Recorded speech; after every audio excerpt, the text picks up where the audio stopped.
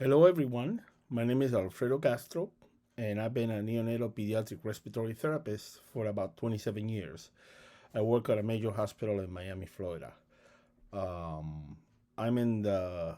I'm glad that I'm the last class of the program that will lead to a bachelor's degree. My plan is after completing this bachelor's to transition into the master's of respiratory care.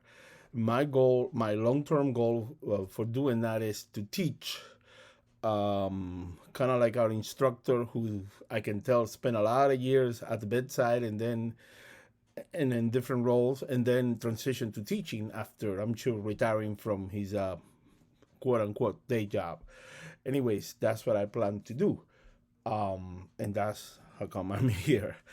I'm very excited to be part of this group. I already looked at the project and I'm already thinking on ways how I can contribute in my role as the respiratory therapist in the project.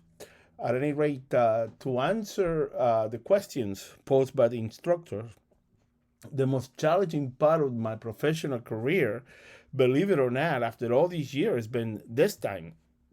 The COVID pandemic has brought incredible challenges to all hospitals. Mine is no different.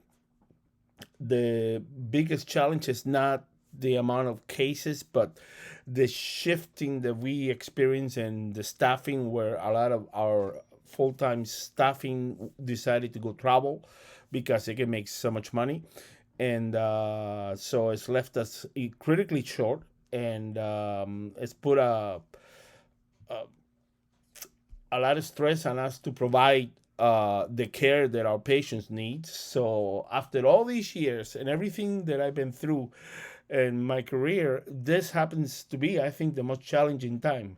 I have a leadership role. I'm a team leader on nights for my department, and it's just incredibly challenging to provide the care to all of our patients with the stuff that we have. Sometimes it's like a magic act. Um, so, believe it or not, after all these years, this happens almost at the end of my career. I have about 2.5 years left in the at the hospital, and by then I hope to transition into teaching. Of course, I'll be retired from the hospital, and so I'll be teaching. Um, I want to stay engaged in the profession, just not at the bedside. And I think my 27 plus years of experience are an asset, something that I can give to the upcoming generations of therapists. I think, in spite of the challenges that our profession faces, I think the profession of respiratory has a bright future, and I want to be part of it. I think I want to train the new therapists to be more of an asset and to the respective hospitals, and so that's my goal as a future teacher. Have I professionally grown from my Boise State experience? Well, let me tell you about Boise State. Every single class that I've taken at Boise State has been extremely relevant to my all the issues that I face every day, whether it's clinical or administrative or leadership issues with the staff.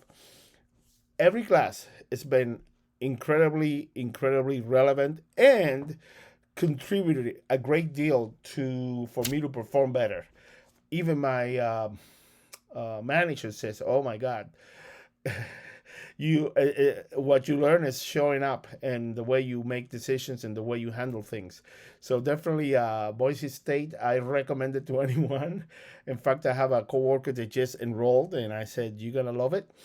So yes, being engaged in the program at Boise State is enabled to it's enabled me to grow professionally in ways that I never envisioned before.